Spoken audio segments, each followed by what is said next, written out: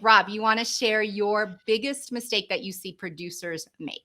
I would say that the second and probably, man, this is like one of my top ones, and that is not following up.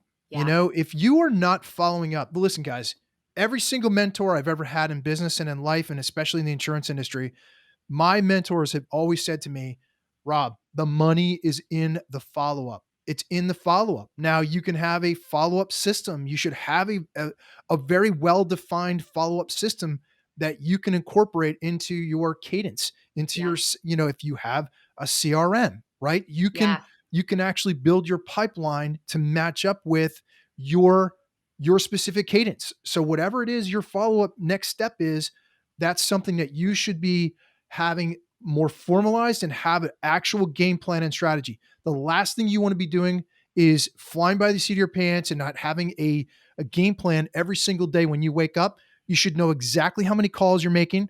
You should know exactly how many follow up messages. You should actually strap yourself in your chair and you don't allow yourself to leave and until you are done with that goal. So that Yeah. would be my recommendation is the money's in the follow up, have a game plan and strategy for the follow up and stick to your plan. Yeah, you're talking about the importance of time blocking, which I Yes. preach all the time.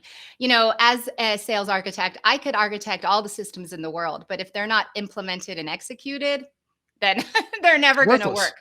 It's And worthless. it's not enough to just execute 10 minutes here, 5 minutes here. The way that our brains work, it's really important that we have that specific segmented time. We talk about segmentation all the time, but whether it's Yep. twice a week for a couple hours or once a week for a good 3 or 4 hours, that's your business development time. If you're not spending time on business development, your business is not going to develop. It's the difference of spending time in your business or on your business, right? And so it's That's super 100%. important.